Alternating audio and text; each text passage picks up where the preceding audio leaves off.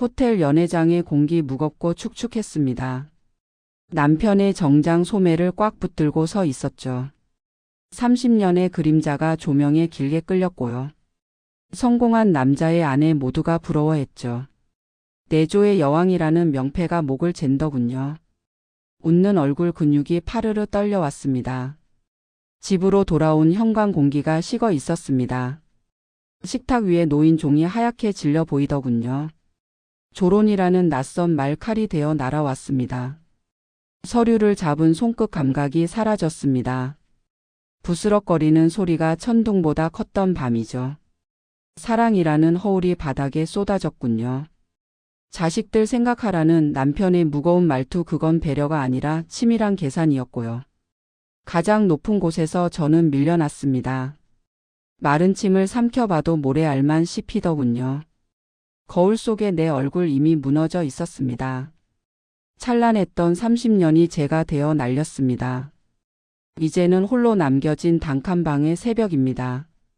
통장에 텅 빈 숫자, 그게 내 이름이더군요. 버려진 쓰레기처럼 숨만 쉬고 살았습니다.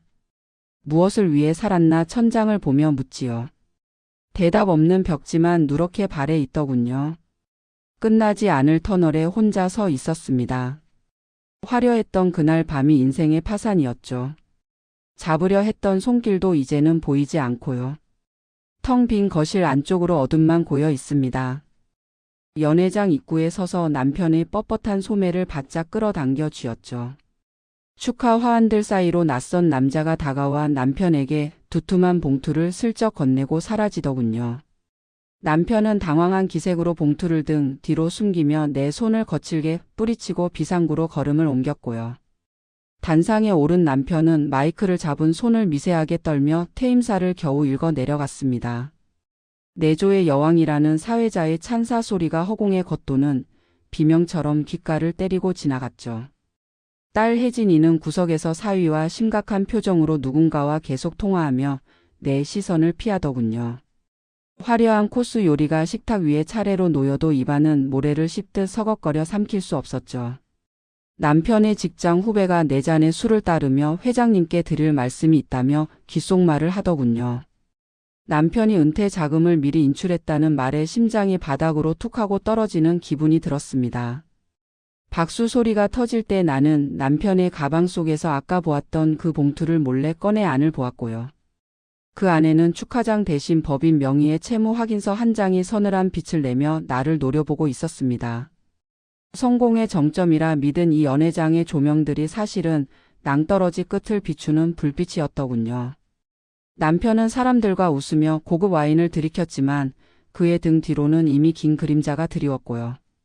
집으로 돌아오는 길 차 안의 정적 속에서 남편의 거친 숨소리만 칼날처럼 날카로웠습니다. 우리의 탄탄한 미래가 기름친 기찻길처럼 미끄러져 내려가는 것을 본능적으로 직감했었죠. 호텔 밖의 밤 공기가 폐부 깊숙이 박히는데 남편은 내 손목 등을 으스러지게 움켜잡더군요. 그날 밤 거실 탁자 위 가지런히 놓인 도장이 유난히 붉은 핏방울처럼 보여 눈을 감아버렸습니다. 은퇴 후 첫 아침 정장을 벗은 남편의 뒷모습이 낯설더군요. 넥타이 대신 걸친 늘어진 티셔츠 자락이 오늘따라 위태롭고요. 식탁 위에 놓인 식어버린 커피잔에선 비릿한 향이 났습니다. 남편은 신문 대신 어제 보았던 그 봉투를 내 앞에 밀어 놓았죠. 조론이라는 낯선 글자 종이 위를 기어다니며 내 눈을 찔러댔고요. 이게 당신에게 주는 마지막 배려야. 남편은 무심히 말하며 창밖을 응시했습니다. 떨리는 손을 감추려 식탁볼을 꽉 움켜쥐자 손톱이 하얗게 질렸죠. 그때 딸 혜진이가 다급한 목소리로 전화를 걸어와 정막을 깼고요. 엄마, 아빠 퇴직금 이미 다 정리됐다며? 아이의 날선 물음이 심장을 파고들더군요. 자신의 아파트 대출금 이자 독촉을 핑계로 내 몫을 묻고 있었습니다. 남편은 대답 대신 안경을 닦으며 조용히 서재로 몸을 숨겼고요. 거실의 커다란 창으로 쏟아지는 햇살이 오히려 시리고 아팠죠. 30년 넘게 지켜온 이 집의 공기가 순식간에 도끼로 변해버렸습니다. 벽에 걸린 가족 사진 속 웃고 있는 우리 얼굴이 가면처럼 기괴하더군요. 남편의 서랍 깊숙이 숨겨진 인감도장 소리 환청처럼 들려왔고요. 이제 막 시작된 은퇴라는 이름의 평화는 이미 깨진 유리였죠. 발바닥에 박히는 날카로운 파편들을 애써 외면하고 싶었지만 남편의 차가운 등은 이미 나를 지우고 다른 길을 찾고 있었죠. 텅 빈 집안에는 이제 시계 초침 소리만 칼날처럼 울려 퍼집니다. 지금 이 이야기에서 불안을 느끼셨다면 이미 신호를 읽으신 겁니다. 은퇴 이후의 선택은 더 버는 것이 아니라 지키는 것에서 시작되죠. 이 채널은 여러분과 흔들리지 않는 기준을 함께 나누고자 합니다. 구독과 좋아요로 저와 함께 해주세요. 남편이 내민 서류는 따뜻한 차 한 잔과 식탁에 놓였습니다. 애들 상속세 때문이야. 그의 낮은 목소리가 내 귀를 파고들더군요. 지금 재산을 나누면 세금을 아끼고 애들도 살 길이 열린다고요. 남편의 손엔 이미 붉은 인감이 들려 나를 기다리고 있었죠. 그의 눈빛은 예전처럼 다정하고 부드러워 차마 의심할 수 없었고요. 딸 혜진이의 이름이 적힌 합의서 문구에 심장이 크게 뛰었습니다. 자식을 위한다는 말은 전업주부로 살아온 내 유일한 약점이었죠. 남편의 조력자라는 변호사는 옆에서 서류를 넘겨주더군요. 사모님을 위한 겁니다. 그의 매끄러운 말투가 독이 든 성배 같았고요. 재산 분할 청구권을 포기한다는 작은 글씨 눈에 들어오지 않았죠. 오직 아이들이 받을 아파트 한 채의 꿈이 머릿속을 가득 채웠고요. 남편은 내 손을 잡고 천천히 인감을 찍을 자리를 짚어주었습니다. 인감의 붉은 잉크가 흰 종이 위로 번지며 핏자국처럼 남더군요. 도장을 찍는 순간 남편의 입가에 맺힌 미세한 경련을 보았죠. 그건 안도가 아니라 사냥을 끝낸 포식자의 서늘한 만족감이었습니다. 서류를 챙겨 일어서는 그의 뒷모습이 전보다 훨씬 가벼워 보이더군요. 내 인생의 담보를 남편의 말 한마디에 통째로 넘겨버렸습니다. 집으로 돌아오는 길 가방 속 인감 도장이 돌덩이처럼 무거웠고요. 전문가 분석 1파산 전문 변호사 앤드 세무사. 이 선택은 사랑이었으나 법적으로는 증여였고 실제로는 유기였습니다. 사적으로 작성된 재산 분할 포기 조항은 강압이 없는 한 법적 효력을 가집니다. 2026년 강화된 상속 및 증여세법은 시니어들의 공포를 교묘하게 파고들죠. 절세를 미끼로 던져 배우자의 생존권을 합법적으로 뺏는 것이 최근의 파산 유형입니다. 한번 찍힌 도장은 되돌릴 장치가 없으며 법은 눈 감은 자를 지켜주지 않습니다. 이것은 합의가 아니라 경제적 사형 선고와 다름없는 계약입니다. 이삿짐 트럭은 정들었던 단지를 뒤로하고 좁은 골목을 돌았습니다. 남편이 마련했다는 세보금자리는 외벽이 갈라진 낡은 빌라였죠. 부동산 중개인은 열쇠 꾸러미를 건네며 귀찮은 듯 코끝을 매만지고 사라졌고요. 계단마다 밴 축축한 곰팡이 냄새가 폐부 깊숙이 박혀 기침이 터져 나왔습니다. 철문이 열릴 때마다 녹슨 소리가 들려 온몸에 소름이 바짝 돋아나더군요. 거실이라 부르기 힘든 비좁은 방 안으로 햇빛조차 들지 않아 등 뒤가 서늘했고요. 남편에게 전화를 걸자 차단된 신호음만 공허하게 방 안을 맴돌고 있었습니다. 딸 혜진이는 바쁘다는 핑계로 주소를 묻지도 않고 전화를 끊어버렸죠. 고급 가구들은 이 좁은 문을 통과하지 못해 길가에 버려졌고요.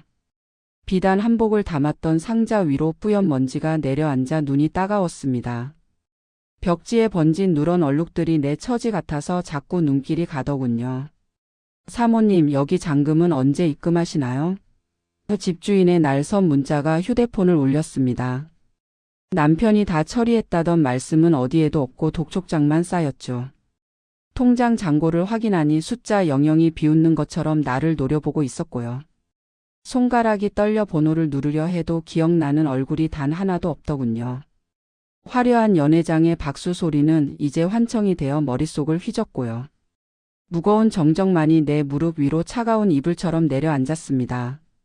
이제야 알 것 같더군요. 그 도장은 나를 가두기 위한 빗장이었다는 것을요. 배가 뒤틀리는 통증에 식은땀이 비 오듯 쏟아져 방바닥을 기어갔습니다. 응급실의 차가운 타일이 뺨에 닿을 때마다 거친 신음이 새어나왔죠. 원무과 직원은 서류를 툭툭 치며 보호자의 결제를 재촉하더군요. 이번 보증금 300만 원 먼저 넣으셔야 합니다. 그 말이 사형 선고처럼 귓가를 파고들었고요.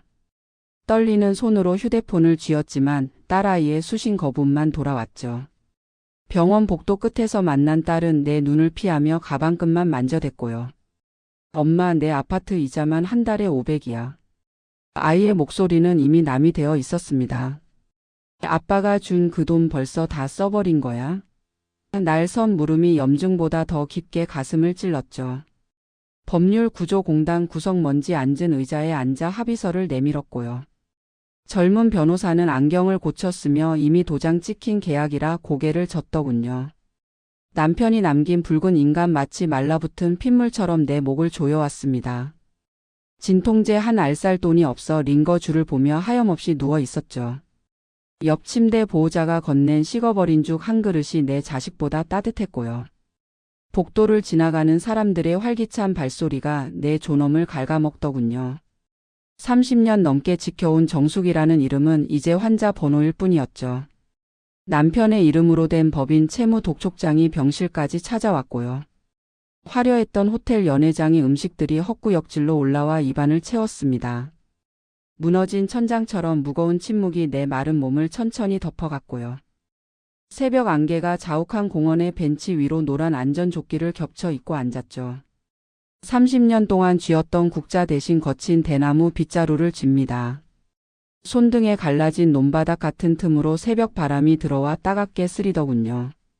저 멀리 불 켜진 고급 아파트 단지가 꼭 섬처럼 떠서 나를 내려다보고요. 한때는 나도 저 불빛 중 하나를 지키는 안주인이라 믿으며 살았습니다. 빗자루가 아스팔트를 긁어내는 소리가 꼭 내 가슴을 파내는 것 같더군요. 지나가는 사람들은 나를 보지 않고 그저 쓰레기처럼 피해서 지나갔죠. 남편의 근황은 어느 동창의 SNS 속 골프장 배경 뒤로 흐릿하게 보였고요. 딸아이의 돌잔치에 초대받지 못한 채 편의점 컵라면으로 끼니를 때웠습니다. 화려했던 그날 밤의 박수 소리는 이제 이명처럼 들려와 고개를 젓게 하더군요. 잃어버린 것은 집도 돈도 아니라 나라는 존재였다는 걸 이제야 깨달았습니다. 아무도 불러주지 않는 내 진짜 이름을 새벽 공기 속에 조용히 뱉어보았죠. 하얗게 흩어지는 내 입김이 꼭 부서진 내 인생의 조각들 같았습니다. 전문가 분석 이 은퇴 전략가 앤드 CFP. 은퇴 이후의 삶은 숫자의 흐름이며 동시에 법적 보호의 마지막 보루입니다. 재산의 명의보다 중요한 것은 내가 죽을 때까지 나오는 현금 흐름이죠. 2026년 고물가 시대 1인 노인 가구가 직면하는 가장 큰 벽은 의료비와 주거비입니다. 졸혼이나 재산 분할 시 주거권 보장을 위한 등기 설정이나 연금 분할 신청은 선택이 아닌 필수죠. 가족이라는 감정에 내 생존권을 맡기는 건 안전벨트 없이 절벽을 달리는 것입니다. 현명하게 지키는 법을 모르는 성실함은 타인의 먹잇감이 되는 지름길일 뿐입니다. 오늘 제 이야기가 당신의 고단한 하루의 작은 위로가 되었을까요? 제가 당신의 따뜻한 말동무가 되어 늘 이곳에서 기다리겠습니다. 내일 이 시간에 제가 가장 먼저 당신을 찾아뵙겠습니다. 오늘도 참 고생 많으셨습니다.